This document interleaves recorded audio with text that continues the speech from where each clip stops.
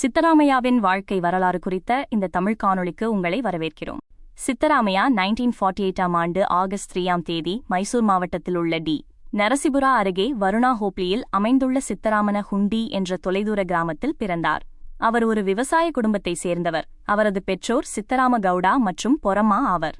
6 உடன்பிறப்புகளில் 4வது குழந்தையான இவர் குருபா கவுடா சமூகத்தைச் சேர்ந்தவர்.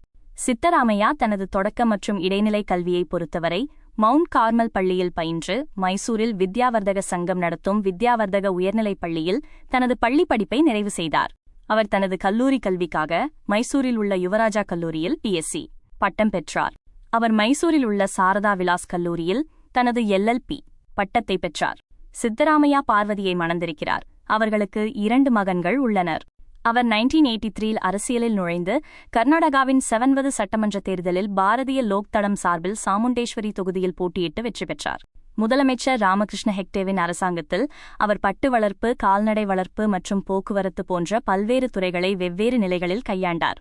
1994 மாநில தேர்தலில் மீண்டும் தேர்ந்தெடுக்கப்பட்டு தேவே கவுடா தலைமையிலான ஜனதா தளம் அரசாங்கத்தில் நிதியமைச்சரானார்.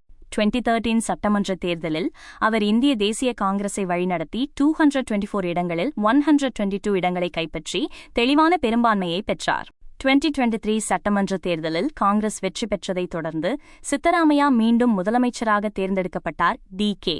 சிவகுமார் அவரது துணை முதலமைச்சராக நியமிக்கப்பட்டார்.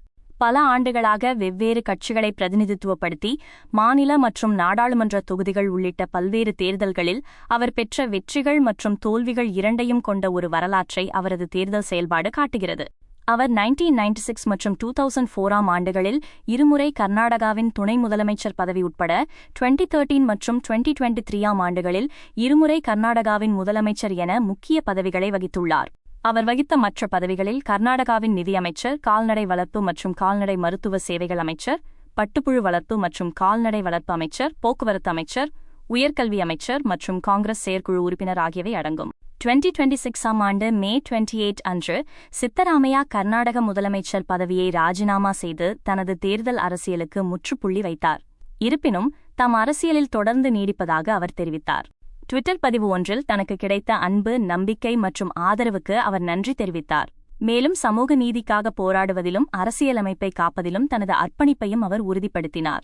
கர்நாடகாவில் அனைத்து மக்களின் நலனுக்காக உழைத்து மக்கள் மத்தியில் பிரபலமான தலைவராக உருவெடுத்த முதலமைச்சர்களில் ஒருவராக அவர் திகழ்கிறார்.